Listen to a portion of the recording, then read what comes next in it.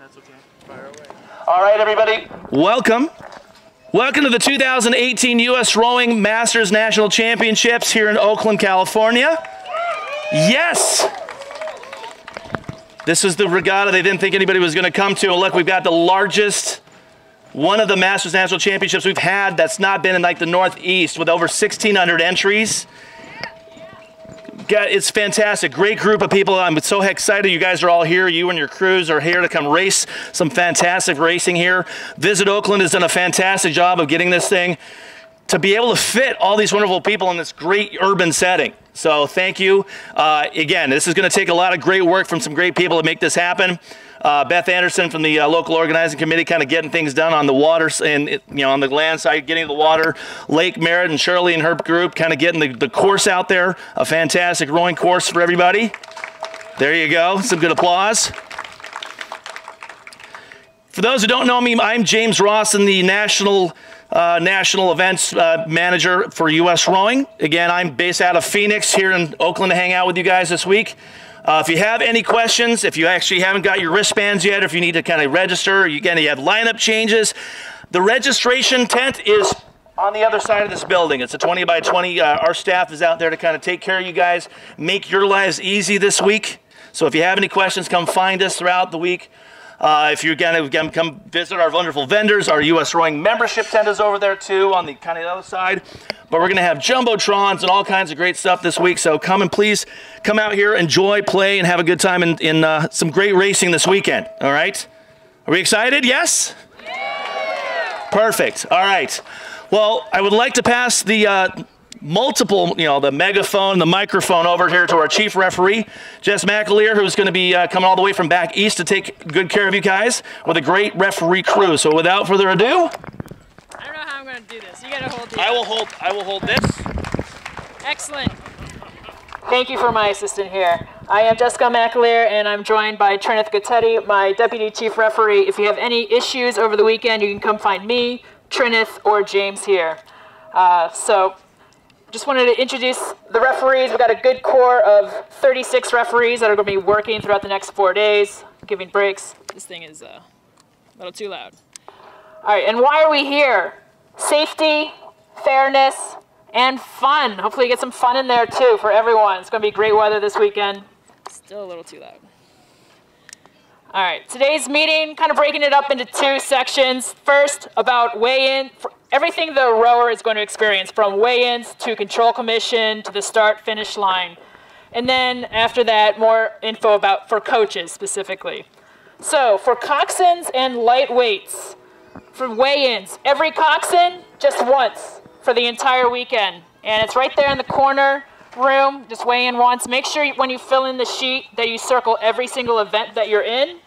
And if you add events over the weekend, please go back to weigh-ins and tell them which events you've added so that we can get you in the system. Every lightweight is just once per day, and that's a 1 to 2 hour window before your first lightweight event. So if you have any heavyweight events or other races that you're racing that might interfere with your lightweight weigh-in window, you got to take a close look at your schedule and figure out where you're going to squeeze in your weigh-in in that 1 to 2 hour window before your lightweight event. All members of a lightweight crew, they need to arrive together and then line up in bow to stern order. And we do have a test scale there on the outside of the weigh-ins, but once you walk into the weigh-in room during your official lightweight weigh-in window, there's no more test weighing. Your weight is your weight. If you are over a pound heavy, then you're ineligible to race. If you are less than a pound over, you still have the rest of your weigh-in window to lose a few grams and then re-weigh. All lightweights must weigh in their window. If you miss your weigh-in window, you're ineligible to compete. However, if a coxswain is late to their weigh-in window, they can still weigh in as long as it's before their race, but you will be assessed a warning. And please, everyone must weigh in racing attire. For launching, you're going to be coming down here along the side of the boathouse. Safety check of the boats will be done, bow balls, heel ties. If anything's not in conformance, we're going to have you set up next to this, go off to the side and fix the issue. You're not going to be permitted to launch until all issues are fixed. Then you're going to launch off this dock here. We've added a dock to make it extra wide and stable for you. When you get out onto the race course, you're going to have 3 options depending on how much time you have to warm up. For those who have the least amount of time, you have the option to go straight to the start setup area. And if you want to take a look at the map here,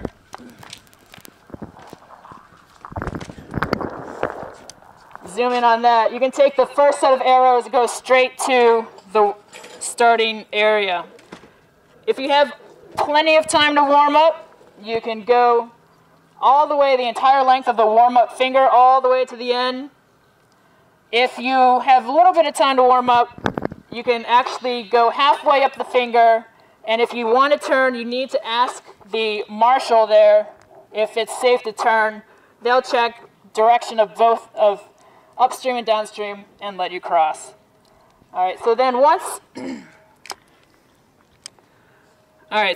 once you get to the warm-up area, you see the 3 colored buoys to indicate where you should be. And you're also going to see actually a letterboard with letters on the end of the Lake Merritt boathouse dock. And the upper letter is going to be the race that's on deck. And the lower letter is going to be the race after that. So in the example on the map, the upper letter is A, so the A boats should be by the red buoys. They are the race on deck. The B boats are in the yellow area. They're going to be after that. And then the C boats would be gathering by the green area. And there will be a marshal there on the dock changing the letters and directing you to move forward when it's time. Now, when you want to get into the start, you are not coming between the stake boats.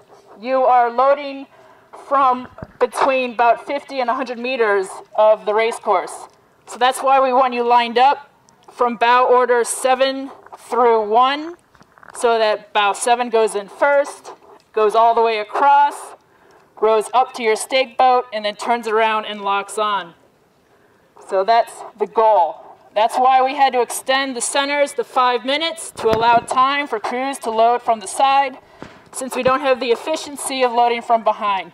So there should be absolutely no crews going behind the start or going behind their stake boats. You should all stay on the race course side of the start.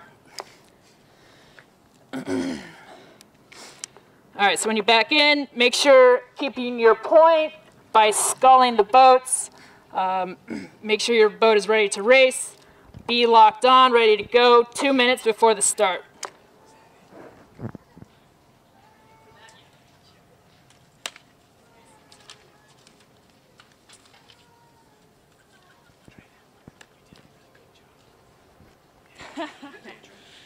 All right, for the start.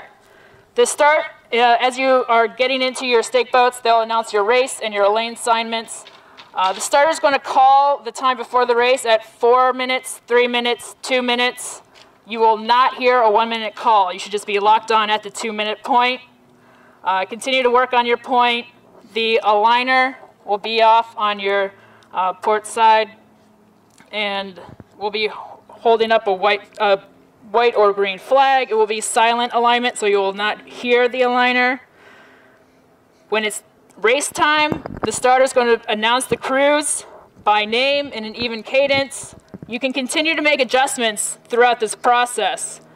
Then the starter will announce attention, raise the red flag, and say go and drop the red flag simultaneously. It's when you see the flag move that the race has started. So, and at this point, hands are not recognized. If you start prior to the movement of the flag, that's considered a false start. The aligner, judge at start, will stop the race, and you'll be assessed a penalty. In the start area is the first 100 meters of the race. If something breaks, literally breaks in your boat, stop rowing. Get your hand up in the air And make sure you can tell us how to get a hold of your coach. We'll make an assessment and judgment call on the water there, if we can fix it, if we need to reschedule the race, or if we can make a quick adjustment and start the race immediately. If the referees feel something's affected the fairness of the start, they'll also stop the race. But once your bow ball crosses the 100-meter mark, your right to protest the start is gone. So if anything is wrong with your start, stop before the 100-meter mark, get your hands up in the air. Now, throughout the body of the race, you are entitled to an unimpeded use of your lane, and referees are only going to direct you if you're in danger of interfering with another crew. So if you ever hear your name called out and you see a referee waving a flag, please pay attention. Now this race, we're using zonal umpiring. We are not intending to follow the races. If everyone behaves and stays in their lane, we're going to have referees staggered along the race course about every 250 meters. As your race passes, the referee is going to putter into the middle of the race course behind your race, get a good view of what's going on, making sure everyone's in their lanes, and then as soon as you guys continue another 250 meters and the next referee pulls in, they'll go back to where they started. However, if the referee sees any kind of situation developing, the referee may choose to follow for either a short amount of time or may end up following if there's a severe close race between two crews on the buoy line the whole way down. So our intention is zonal umpiring as long as it's working, but we reserve the right to follow if we need to for safety and fairness. At the finish line, row through the red buoys. Lanes 6 and 7 have the shortest amount of run out. There's still plenty of room as long as you wane off after the finish line. Just be aware that you shouldn't have a long cool down paddle. You should watch your course. The finish marshal will be the one giving the white flag to the finish line to indicate the race is official. So if you feel your right to a fair race has been taken away, after you cross the finish line, get a hold of the finish marshal by getting your hand up in the air. Tell them what's wrong, and they will make a decision on the water. If they find a good solution and you agree, great. If the finish marshal's decision is not agreeable, you can formalize your objection into a protest written down with the issue and how you want it resolved, and $50 to U.S. Rowing. I need some water.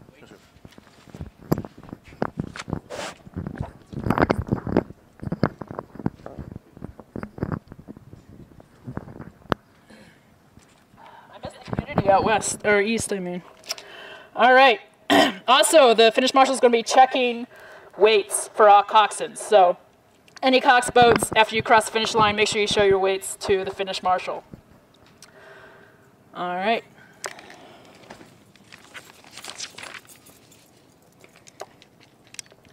So and then after you finish the race and you're coming to the return dock, you make sure to stay away from the booms. Do not go into nature preserve area. Just come straight back to the return dock here. So if you are sharing equipment and you need a quick turnaround, if the boat is being hot seated and the boat does not need to come out of the water at all, and the oars don't need to come out, the equipment's not changing, the boat and the oars are staying the same, and you have a crew that needs to hot seat into it, have that crew come through here through the normal control commission check. They'll check their wristbands, get their correct bow number, and then have them go to the return dock. And so when the boat that's being hot seated comes in, the crew that can hop out that's been in it, the new crew can hop in with their new bow number on the bow and then push away and go row. That's only if the boat and the oars are not coming out and if the crew is ready to go. If the boat comes in, the crew's not ready to go, the boat's coming out of the water. Now, if it's rowers that are hot seating into a different boat, well, they're just going to have to hop out, and they can walk through here and then have the rest of their crew waiting up ahead. We don't make accommodations for hot seating. The only accommodation we're making is if the boat and the oars are not changing. We will let the new crew go to the return dock. As far as the traffic pattern on the land, it's a one-way system, so crews launching are coming down here. Crews coming off the water are going up the other side. No boats should be passing through here. This is the beer garden area, so no boats in front or behind of this blue building, please. One direction. Woo, yeah. All right, so that's primarily for rowers. For coaches, we'll go over this pretty quickly. Please make sure your lineups are accurate. And once the first race and event's been run, it's expected that the identical boat competes in subsequent races, other than for a valid medical substitution. And athletes, you're responsible for your own eligibility to compete in each event. Coaches, make sure your athletes weigh in once per weekend for Coxswains, once per day for lightweights. Please continue to check for updates to the schedule.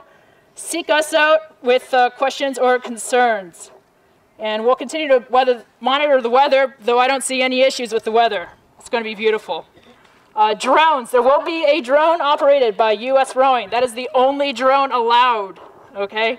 If you see other drones, if you can identify who is operating it and where they're operating it from, you can come to us and let us know. If you don't have all the information, don't let us know. All right. Anything I'm missing? Let's open up to some questions. Yes. I'm borrowing a boat from someone whose centers are an hour and 5 earlier than me. Okay, I'm going to hop in his single, but I'll probably put my oars in. Even with a single, the boat needs to come out. Yep. Okay. Will there be anywhere to any slings here? I mean, instead of all it changes is our oars. Right. All right, the question was about hot seating singles, but with different set of oars. Races are over an hour apart, so the boat and oars should still come out and come around and go through the normal control commission process. Let's be clear in the registration packet, what will officially be the progression for 4 heats races? The question was the official progression for a 4-heat race. James. So how that will progress is each heat will have the winner progress, and then the other top 2 times will go on forward. Okay, so the winner of each of the 4 heats and the top 2 times will progress to the final of the 4 heat races. And a perfect example of what you should not do tomorrow behind me, you should not be taking any boats behind or in front of the boathouse. It is a one-way traffic pattern, counterclockwise around the blue building you're all sitting around. Right there.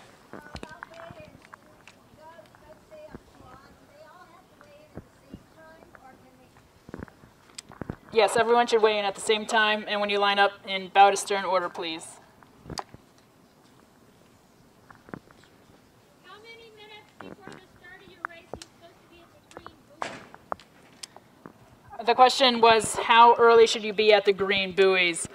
So you should plan to be there about at least 10 minutes before your race, because you'll be... 5 minutes each. Yeah, it's 5 minutes each. So 15 minutes ahead of your race, you should be thinking about getting to the green buoys, starting to line yourselves up, so that 10 minutes before your race, you're already set up at the yellow buoys and pushing through the orange to the red buoys. Yep. Event 104, the mixed V8, has 3 things listed as finals on the heat sheet. We can resolve that after this. It might be just a glitch. We'll fix that.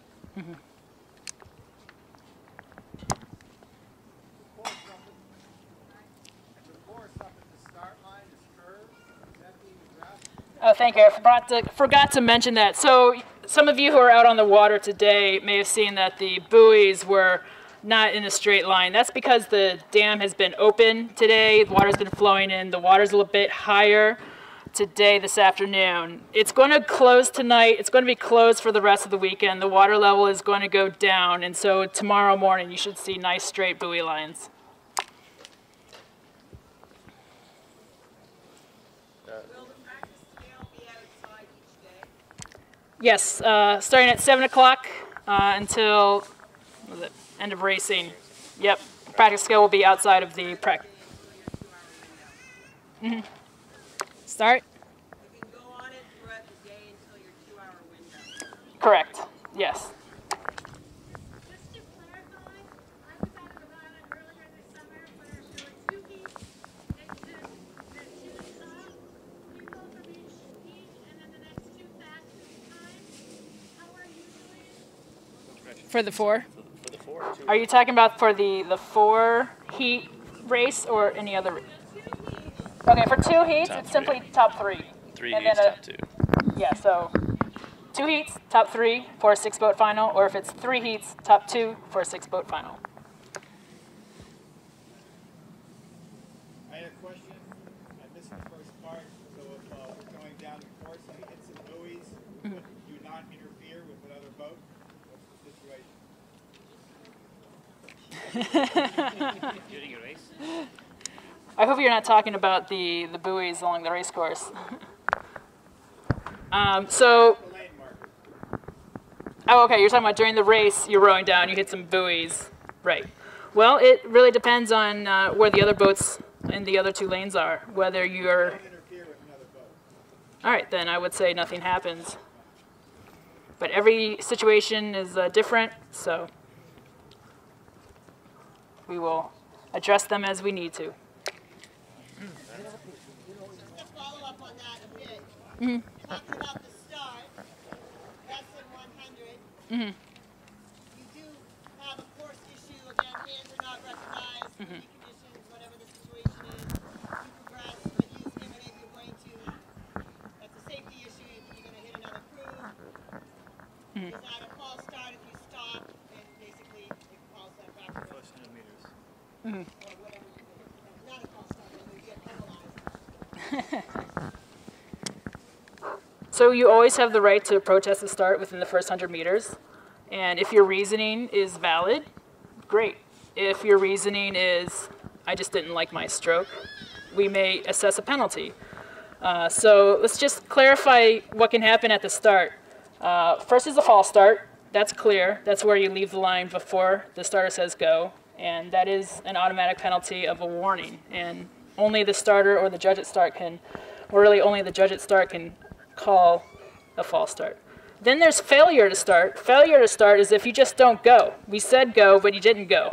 If that happens, we'll stop the race. We'll ask you why. If you say, I was pointed very unsafely, or there's some other issues. If it's a valid reason, great. If it's not, we may assess a penalty.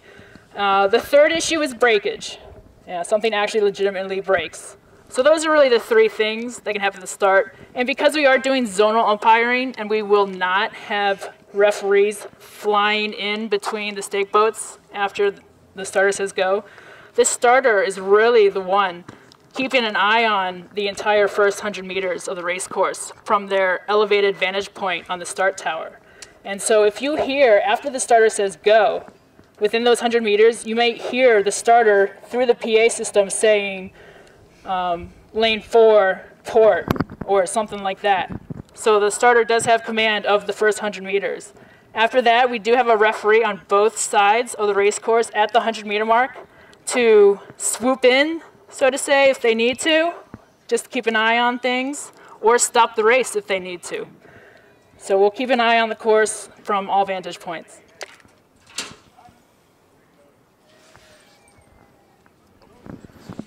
Is there practice tomorrow afternoon after the racing? Yes, according to the confirmation packet, every day there's going to be racing. Generally, it's going to be 6:30 to 7:15. All right. Last call for questions. Will you be calling race No, there will be no calling of crews to Control Commission. It's up to you to launch when you want to. So early on, you may want to come out and do a few loops of the finger. Late afternoon, you may only just want to row straight to the start. It's your judgment call. I'm talking about the dock here. Last year for Southwest, it got really, really messy as the regatta went on. And I'm sure that people here who raced in that regatta have a lot of serious concerns about the schedule and how on time it will be. And possibly being in line for 60 to 90 minutes just to make it out to the dock. I'm watching dock, and I was wondering if any of those sort of logistical issues have been addressed in your planning, how we can expect to, I guess, field that. So the question is about getting called to the dock and managing the flow of boats so that there's not excessive waiting and no one's late getting off the dock. We are very aware of the logistical situation, the tightness of this area. We've been working on making sure the traffic flow makes sense. It's one directional, everyone's coming from the same area. We've got a lot of staffing at the dock so that we can get through your safety checks quickly. We've extended the dock here and we've made it wider to allow more crews to launch at the same time. And if you have further concerns throughout the weekend, we're certainly all ears. We want to make this a good event for everyone. Will you somewhere have posted when things get backed up? Will you have anything posted about that? Generally, the regatta is going to be on time. So if there's ever an official delay, U.S. Rowing will be posting that.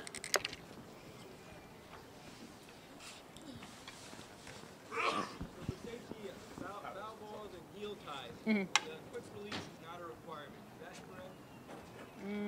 Quick release. I think there is. Right. So there is a requirement for quick release so that you can get out quickly. What does that have to look like? A single. Yeah. Basically, a loop of a shoestring around the. So if you have Velcro, you've got like loops on the end of the Velcro, and you can string shoestring through there, and then tie it together and pull it up. So that is a requirement. Yeah.